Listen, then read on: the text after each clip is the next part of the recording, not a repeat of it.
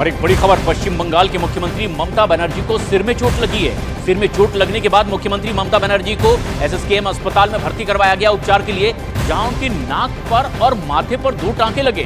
TMC ने मुख्यमंत्री को चोट लगने की तस्वीर भी साझा की है, जिसमें उनके माथे से खून निकलता दिखाई दे रहा है। सीएम को ये चोट उनके कालीघाट वाले घर पर ही लगी है और इसके बाद उनके भतीजे अभिषेक बनर्जी ने उन्हें अस्पताल ले जाकर उनका उपचार करवाया। तृणमूल कांग्रेस ने ममता बनर्जी की चोट लगने की जानकारी दी और लोगों से उनके लिए दुआ करने के लिए कहा। ममता बनर्जी को इस साल में ये दूसरी बार इस तरह से चोट लगी है। साल 2024 में मुख्यमंत्री ममता बनर्जी को दूसरी बार ये चोट लगी है। इससे पहले जनवरी के महीने में उन्हें वर्धमान जिले में लौटते वक्त माथे में चोट लग गई थी और ये चोट सीएम ममता बनर्जी के काफिले की कार का एक्सीडेंट होने की वजह से लगी थी।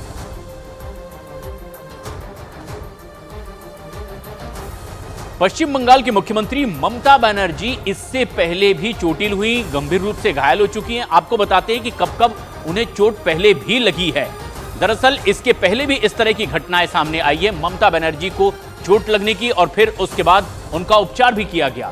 11 मार्च 2021 को नंदीग्राम में चुनाव प्रचार के दौरान पैर में चोट लगी थी। तस्वीरें सभी ने देखी थी कि किस तरह से चोटिल पैर के साथ वो सामने आई। 24 जनवरी 2024 वर्धमान में कार में अचानक ब्रेक लगने की वजह से इन्हें चोट लगी थी और 14 मार्च को कल कोलकाता में घर में ही टहलने के दौरान गिर पड़ने से उन्हें चोट लगी थी और तस्वीरें टीएमसी की ओर से साझा की गई है। उनके जल्द स्वस्थ होने के लिए दुआ करने की अपील भी की गई है।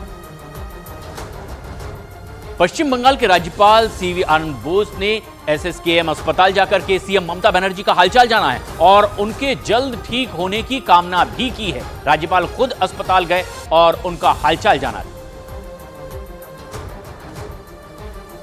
प्रधानमंत्री नरेंद्र मोदी ने सीएम ममता बनर्जी की चोट लगने की जानकारी के बाद उनके जल्द स्वस्थ होने की कामना की है।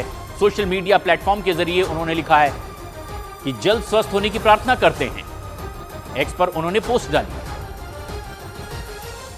वहीं टीएमसी नेता बाबुल सुप्रियो ने ममता बनर्जी के जल्द ठीक होने की प्रार्थना की है और कहा है कि घाव काफी गहरा है। चोट बहुत गहरी है, हमने देखा है, जो फोटो देखा है काफ़ी it is disturbing. It's a very deep wound. उनको सर में कोई चोट ना लगे और जब वो गिरी थी, क्या कोई सर घूम गया था या कोई ब्लैकआउट हुआ था, उसके कारण तो नहीं हुआ था, ये एक बात थी। लेकिन वो लग रहा है कि रिपोर्ट्स जो है वो अच्छा आया है, ऐसा लग रहा है। तो हम जब बहुत नहीं, वो मैं नहीं कह सकता हूँ, मैं भी सब चारों तरफ से देख रहा हूँ, अब वो बोल भी नहीं सकते। अब ये हम चाहेंगे, सब लोग मिलकर ये चाहेंगे कि जल्दी से जल्दी वो रिकवर कर जाए। फाइटर है बहुत जल्दी।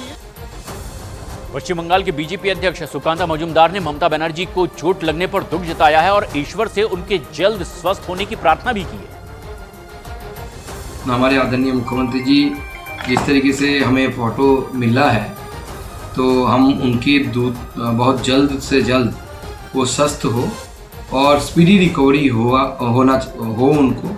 ईश्वर के पास हम वही प्रार्थना करते हैं, उनको जल्द से जल्द इससे स्वस्थ होके फिर से स्वाभाविक जीवन में लौटे। ईश्वर से यही प्रार्थना है।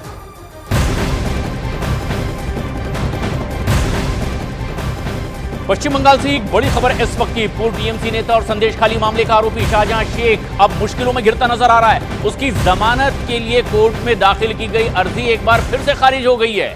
सीबीआई को शाहजहां शेख की 8 दिन की रिमांड और मिली है और इस सब के बीच मनी लॉन्ड्रिंग मामले में ईडी ने संदेशखाली में कई जगहों पर छापेमारी की है। 3 लग्जरी कार भी इस छापेमारी में बरामद की गई है, जिनमें स्कॉर्पियो, थार जैसी जीप भी शामिल हैं और ईडी ने ये गाड़ियां जब्त कर ली है। आगे की कार्रवाई जारी है।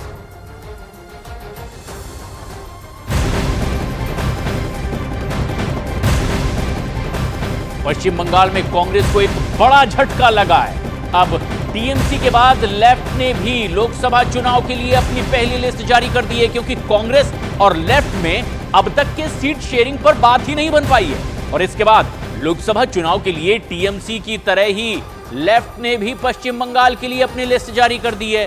16 उम्मीदवारों के नाम का ऐलान लेफ्ट की ओर से कर दिया गया है। लेफ्ट ने कूच बिहार से नीतीश चंद्र रॉय, जलपाईगुड़ी से देवराज बर्मन और आसनसोल से जहांआरा खान को चुनावी मैदान में उतार दिया है। सीपीएम नेता विमान बसु ने कहा है कि सीट बंटवारे पर कांग्रेस की तरफ से अब तक कोई फुल फॉर्मूला सामने ही नहीं आया है और इसी वजह से अब वो और इंतजार नहीं कर सकते। लोकसभा चुनाव से पहले पश्चिम बंगाल में तृणमूल कांग्रेस को एक बड़ा झटका लगने वाला है। टीएमसी नेता अर्जुन सिंह आज बीजेपी में शामिल होंगे। और इतना ही नहीं, अर्जुन सिंह ने दावा यह किया कि उनके साथ टीएमसी सांसद और शुभेंदु अधिकारी के भाई दिव्येंदु अधिकारी भी बीजेपी में शामिल होने वाले हैं।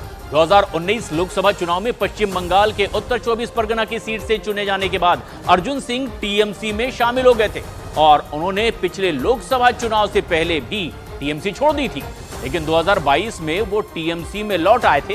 हालांकि अर्जुन सिंह ने साफ कहा कि वो टिकट के लालच में बीजेपी में शामिल नहीं हो रहे हैं, बल्कि ये फैसला उन्होंने बैरकपुर को बचाने के लिए किया है। अर्जुन सिंह बैरकपुर से ही सांसद हैं। चर्चा आपके नाम की हो रही है पिछले कुछ दिनों से और आज भाजपा में ज्वाइन कर रहे हैं, बड़ा खुलासा। ये भाजपा में तो ज्वाइन करेंगे, ये तो फाइनल ही है। अब समय और काल मैं बता दूंगा कि कौन किस समय ज्वाइन करूंगा, लेकिन ज्वाइन कर रहा हूं, इसमें कोई संदेह नहीं। तो दिल्ली से संकेत मिल गया, ये कह सकते हैं? हाँ, संकेत तो पॉजिटिव मिला ही है। उसी के बाद मैं ये बोल रहा हूँ कि मैं भाजपा ज्वाइन करूँगा। किससे बात हुई है, कह सकते हैं गृह मंत्री से खास तौर पर आप संपर्क? ये बताना सही नहीं है। भाजपा में क्लियरेंस हो चुका है, भाजपा ज्वाइन। क्या आज ही ज्वाइन करेंगे? अब इसका फैसला 1:30 बजे करीब हो जाएगा कि मैं कब और कहाँ ज्वाइन करूँ। दिल्ली में ज्वाइन करना चाहते हैं पिछली बार की तरह या कलकत्ता में झंडा थामेंगे? अब ये भी ठीक होगा 1:30 बजे। एक सवाल ये कि आप ये दावा कर रहे थे, आपके साथ एक और बड़ा नाम आज क्या टीएमसी से फोड़ रहे हैं? निश्चित रूप से टीएमसी से ही आएंगे, तभी तो ये होगा। कौन आज आपके अलावा एक और नाम आप कह रहे हैं, कौन ज्वाइन कर रहा है? कोई इशारा? ये तो मैं नहीं बता पाऊंगा, लेकिन विधायक, सांसद? ये सूचना भी देना सही नहीं है।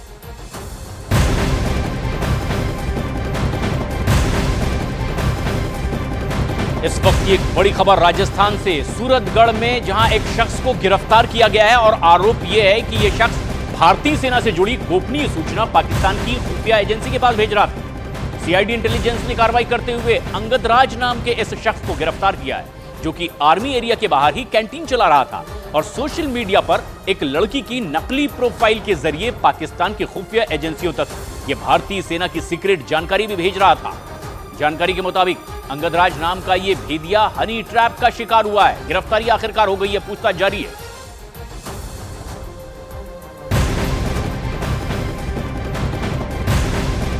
एक बड़ी खबर इस वक्त की उत्तर प्रदेश से, जहां यूपी के पूर्व कैबिनेट मंत्री गायत्री प्रजापति के ठिकानों पर छापेमारी के बाद ईडी ने उनके बेटे अनुराग प्रजापति को हिरासत में ले लिया है। लखनऊ में अनुराग प्रजापति से ईडी की पूछताछ लगातार जारी है। 12 घंटे तक अमेठी में छापेमारी चली। ईडी ने गायत्री प्रजापति के घर से कई दस्तावेज भी जब्त कर लिए हैं और पूछताछ जारी है।